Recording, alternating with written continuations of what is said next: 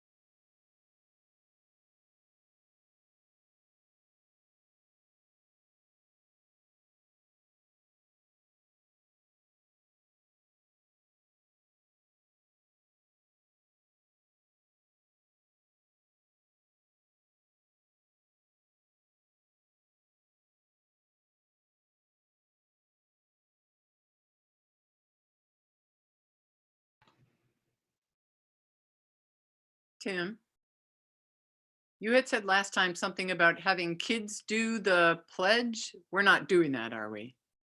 We didn't get any submissions, so no. Okay. So we're just doing it the same awkward way we did last time. Yes, if everyone could mute their mics, except for you during the pledge, that would also work out better. So we only hear you reciting it. Oh, there we go. Yeah. Good thing I know the words.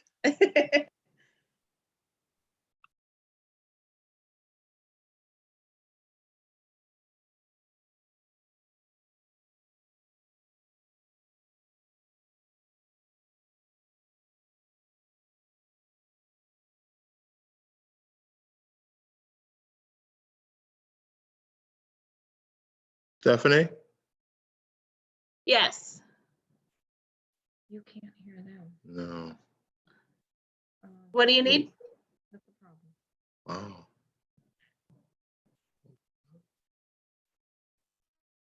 Stephanie, Tim can't hear anybody.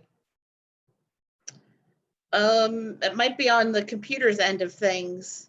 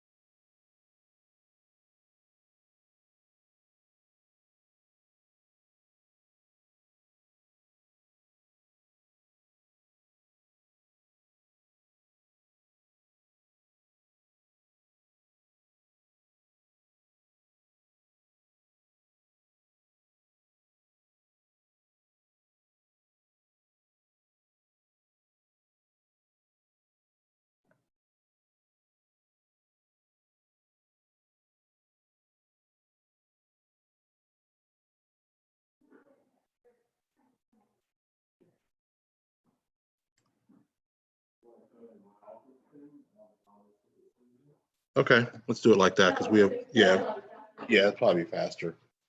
But you know, what's going on? Okay. Always something, isn't it?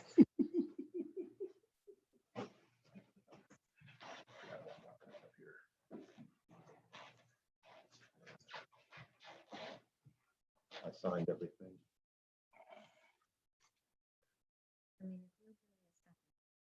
I mean, if you don't.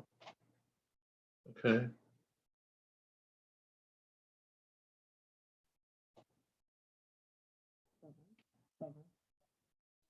Okay, can you hear Tim? His computer? You hear him? Can you try talking, Tim? How come I can't hear Can you? someone Yeah, talk? I can hear you. Yeah, I can hear you. Can you hear me? We can't, But well, then- he's not getting the audio back. Okay.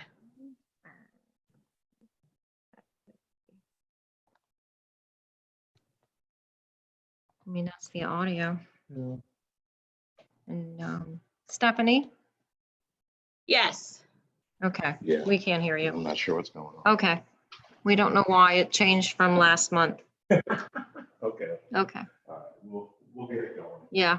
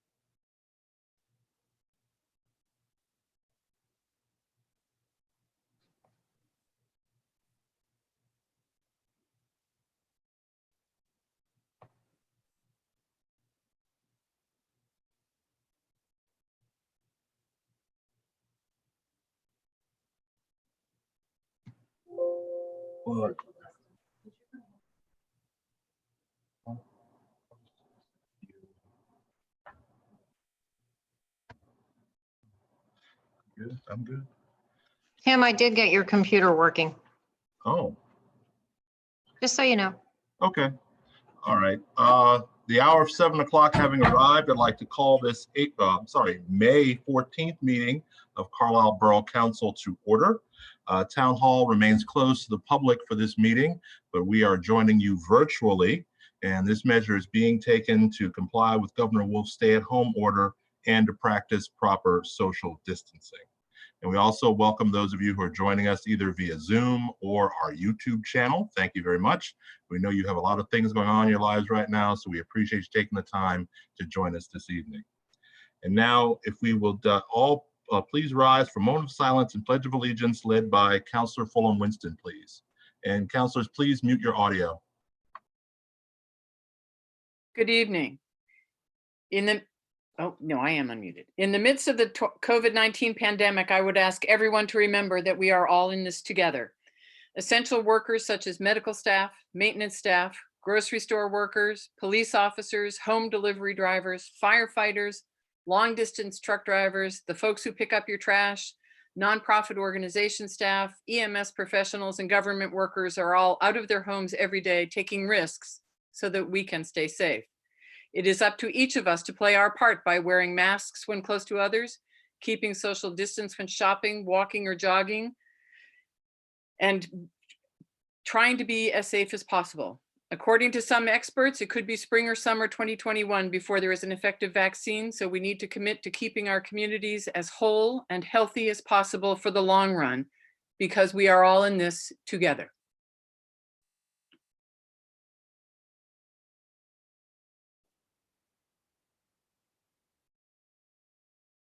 And now the pledge. I pledge allegiance to the flag of the United States of America and to the republic for which it stands, one nation, under God, indivisible, with liberty and justice for all.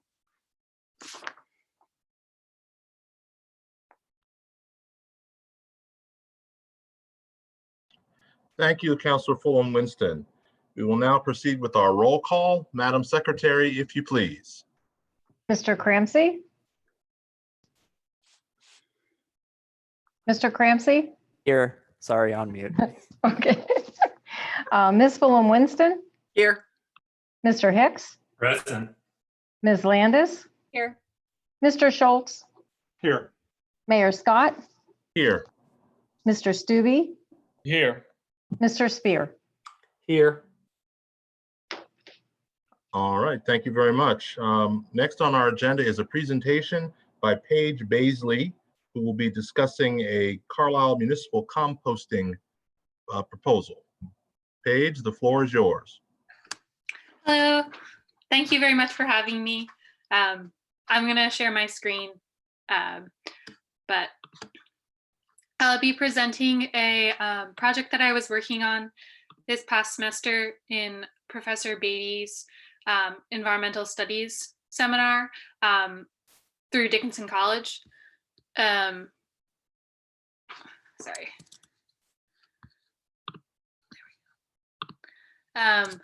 So this past semester, I was looking at different ways to incorporate potentially municipal composting program in Carlisle.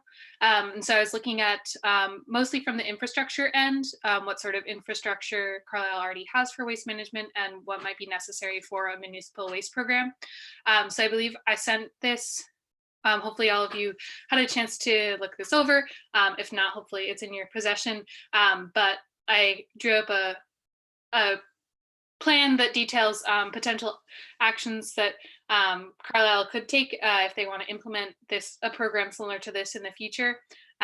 Mostly just suggestions based on typical composting programs and what's been successful in similar towns. So I'll run through the kind of an outline of what I did, and if anyone has questions for me, please feel free to ask. Is there, I guess, what kind of time limit should I be aiming for with this?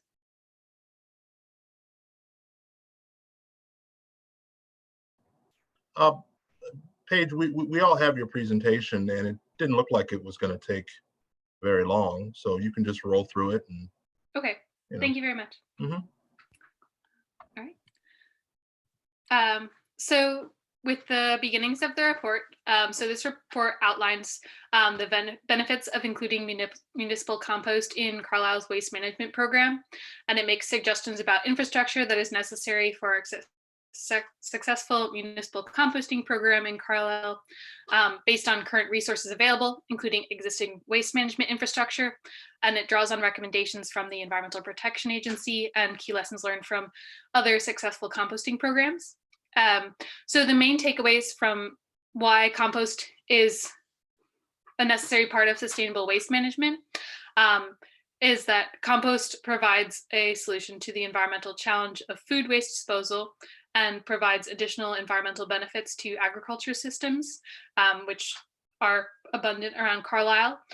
Food waste, when it is left in landfills or processed through incineration, it produces methane, which is a really potent greenhouse gas that contributes to climate change by trapping excess heat in the atmosphere. But when it's composted, a lot of those, it'll break down differently, and then it can be used as a nutrient source in agriculture and home gardens, and also would produce fewer greenhouse gases, less potent ones.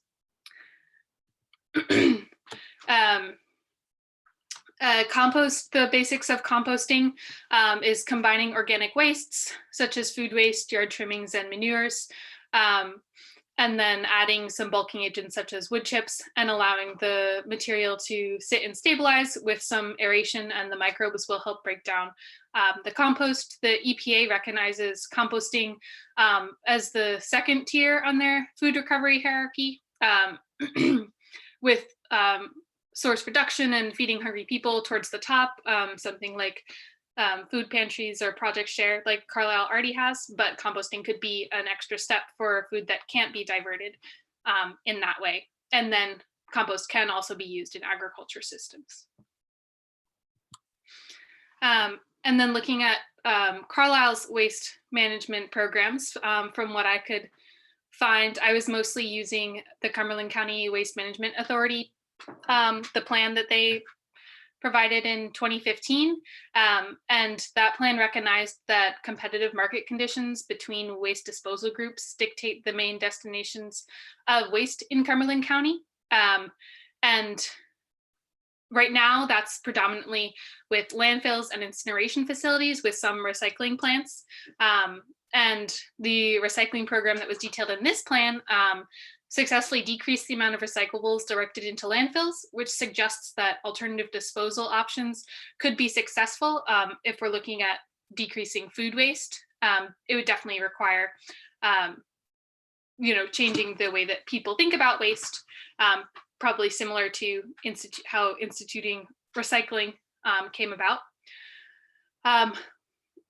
But right now, organic waste comprises the largest percentage of residential waste in Pennsylvania. And that was of 2015, detailed in that plan. And looking at composting programs compared to other programs, trash programs and recycling programs, the composting programs tend to be about a third the cost of trash collection programs. And that's for like community members who would be utilizing the programs. I didn't look too much into the economics specifically for Carlisle, mostly because that's not my area of expertise. And so I didn't feel like I could accurately analyze that, but I definitely have some resources I could share with you if that's something that you're interested in looking more into.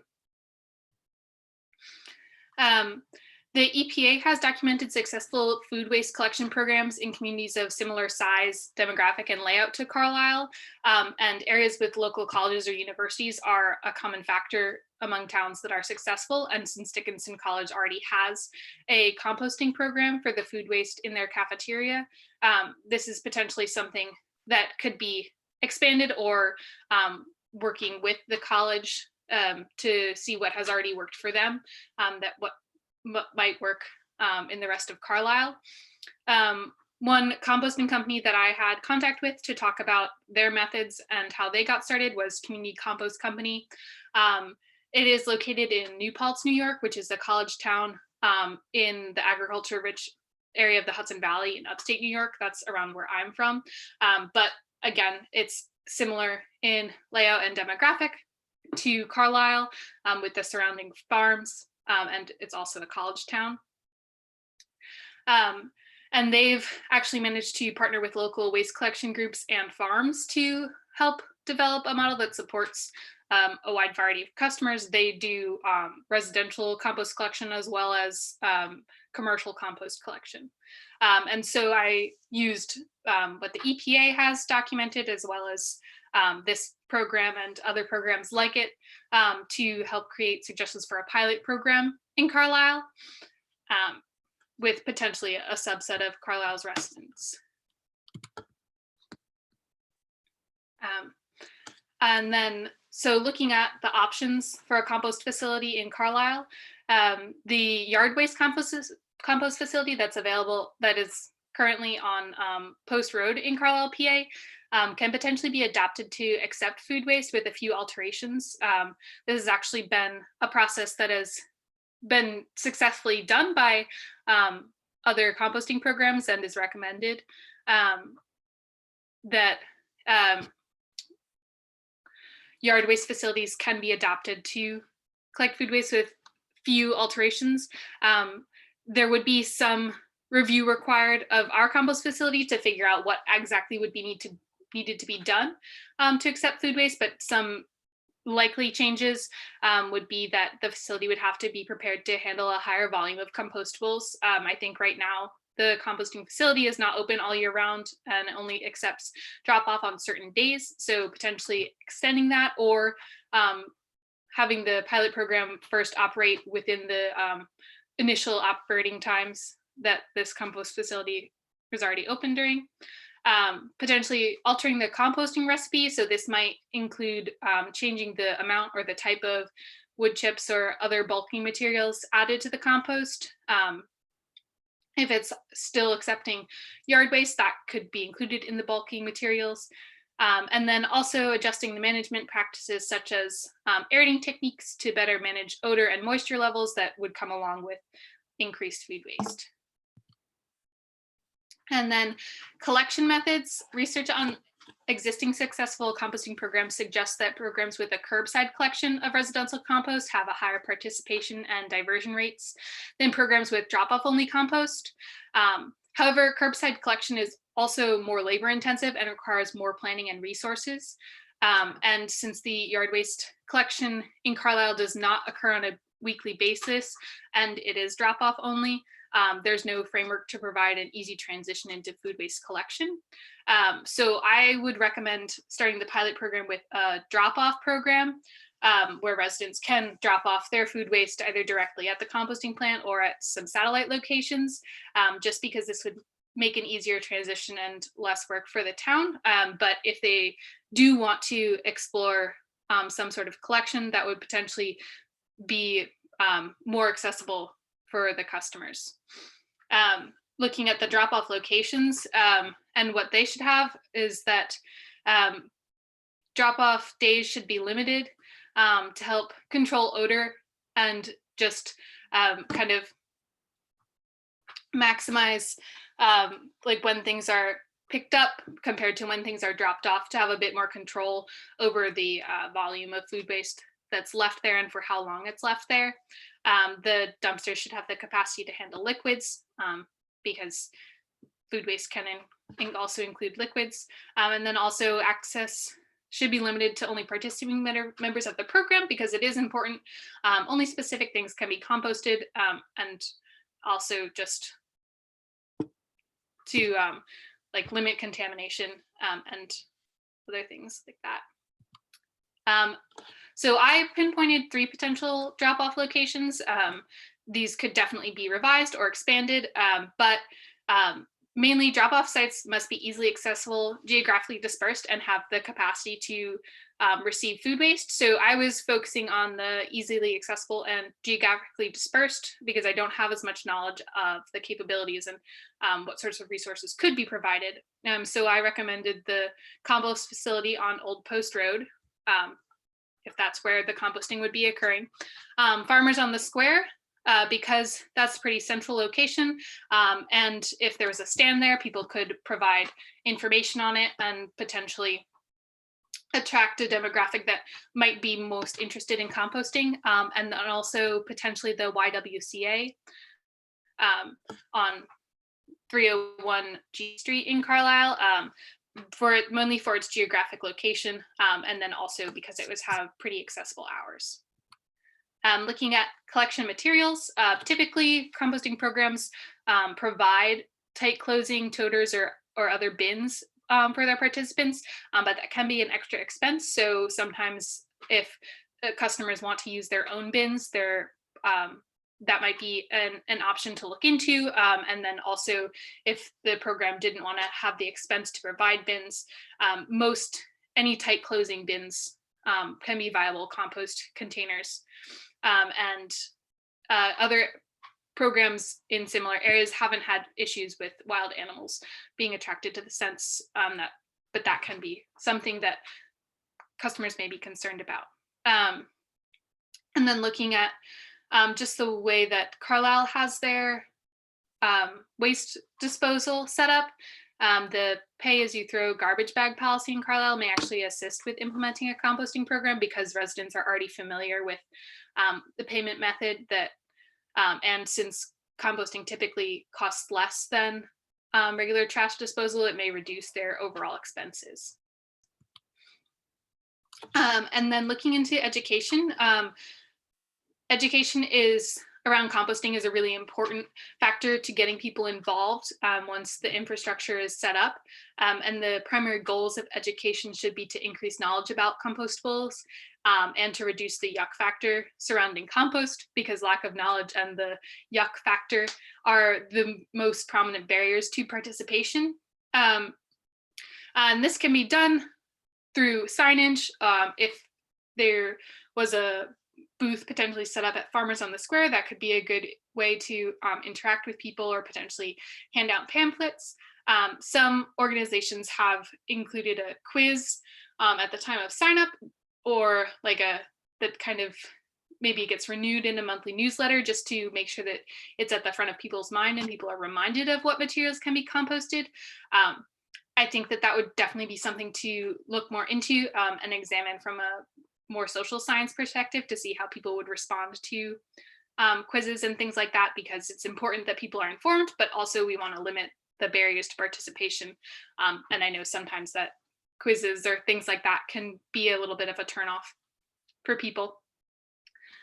But one phrasing that's pretty simple, but that has actually been shown to be very effective is talking about composting as the product that it is instead of a waste material, because then it reframes the idea and can reduce the yuck factor if people are thinking of food waste as something gross and smelly that just needs to be out of their house, versus as something that's compost that can be used in a productive manner and can really aid in the food system.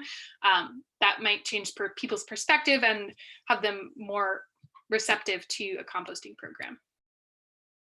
And then education should get community members involved, and they could potentially partner with Farmers on the Square, as I mentioned, Dickinson College students, or LEAF. I know these groups all do sustainability education, and potentially partnering with the Dickinson College Farm that already has compost initiatives and does composting education with schools could be another option.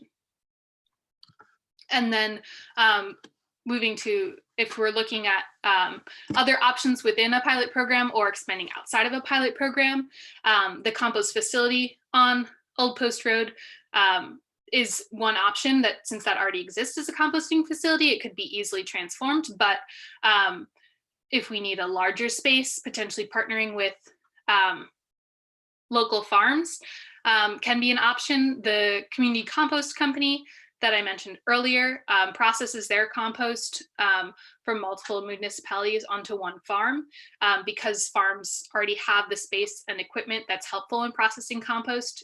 These images are from the Dickinson College Farm.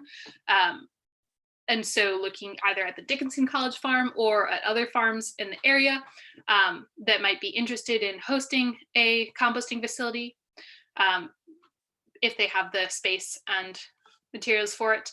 And then also they could be used, the farms could take part in partnerships. They could also be outlets for the finished compost, purchasing the compost once it's done, either at a reduced rate or in return for their space. And the compost can also be marketed to community members. And this could potentially support the program financially, as well as then having a source for the finished compost. Other partnerships that should be looked at is looking at the waste collection facilities that already exist. If there was, say, collection to occur, maybe using trucks that they already have, using their transfer stations or dumpsters to reduce the cost of labor required to expand the program. As I mentioned before, Community Compost Company has successfully partnered with other waste management programs, mainly using their transfer stations to serve as a midway between the municipalities that they're collecting from and then the farms where they process the compost. So my final suggestions, looking at the infrastructure necessary for a composting pilot program in Carlisle, would be to adjust the yard waste composting facility to be able to collect food waste, establish compost drop-off locations around Carlisle, potentially utilize existing waste management infrastructure to help transport the compost, should curbside collection be chosen, and then also educate community members about composting. Because in Carlisle, a municipal composting program will incite a shift towards reduction of materials to landfills, and shifting practices of disposal will contribute to long-term changes in perceptions of waste and consumer practices. A municipal compost program may help the community by reducing disposal costs for Carlisle residents. And additionally, and possibly most importantly, is that valuing food waste and compost as a product creates a closed loop system that retains compost as a community resource and helps support local food production. So if anyone has any questions, I would be happy to answer them. I think that this is I see this as more of a suggestion that the Carlisle community could use for future development of a composting program. And I hope that it provides a valuable framework or valuable information that could be expanded upon in the future. Thank you, Paige. It's definitely some valuable information. And as you know, we recently had an increase in costs for waste disposal to our residents. So this is something that can be looked at as a way to help reduce those costs a little bit. I think it's well researched, well thought out, and you've given us a roadmap here for the future. So thank you very much. Any questions from council members? I'll just start and run down the line. Deb Fulham-Winston. Just wanted to say that I also think it's a really intriguing idea, and that the idea of diverting that anything from the landfill sounds like a great first step. I think there are a lot of details that would need to be worked out, but in general, I think it's a grand idea. Thank you very much. Joel Hicks. Thank you, Mr. Mayor. Thank you, Paige, very much. One of the fastest growing sources of energy, renewable energy, is waste to energy. I'll be curious to know if you had any ideas about scale or cost that might make that a potential useful solution to this. Are you talking about through like incineration or through biogas or other? I think mostly through biogas. Biogas. I'm not sure cost related. I know the Dickinson farm does produce biogas that they use, and they're looking to expand their biogas facility. So I would recommend reaching out to Matt Steinman, or I could put him in touch with you. He would probably be able to either point you towards resources that could determine cost or give you a better idea of that. I know that they built the facility they have right now is kind of built on their own from materials that they had. And so I don't think it was a very high budget thing at all, but it's also pretty small scale. Great. Yeah, I'll reach out to Matt. Thanks, Paige. I appreciate it. Thank you, Joel. Brenda Landis. Thanks, Paige. I'm really happy this worked out and we were able to hear your presentation. It was very thorough, and I really appreciate your time and investment. And I agree with everyone. I also just like I like when presentations like this come through and you give a scaled model. I love the word pilot because it seems so like no one has to worry. We're not going to do anything crazy, but we're going to just test it. And I think that like being able to look at that and realizing that, just like Deb said, it will take a bit to really make something big happen. But I've been to the Dickinson farm a number of times over the years, and their composting program has expanded since they first opened. So I mean, it's not like what they have now was there in 2008. And I also really like, and our friend Stephanie, who does our social media, also would love how you phrase the yuck factor and turn him, how people see things and evaluate what community compost really is. So I like your techniques of actually thinking about what it's really going to look like when it's out in the public. And so I think all of this is extremely helpful. And you really did a thorough job of figuring out what our questions were going to be. So I don't actually have many questions, just a whole lot of kudos. Thank you very much. Well deserved too. Sean Crampsey. Thank you, Mr. Mayor, and thank you, Paige. This was great. I think this is a great kickstart. Talk into your mic. Oh, sorry. I think this is a great kickstart to the conversation, and the information was very thorough. And I also like how you outlined different options for us. So as you were talking, I was thinking, to Brenda's point, a pilot is great, but also knowing that there's options to do, a drop off directly at the site instead of rolling out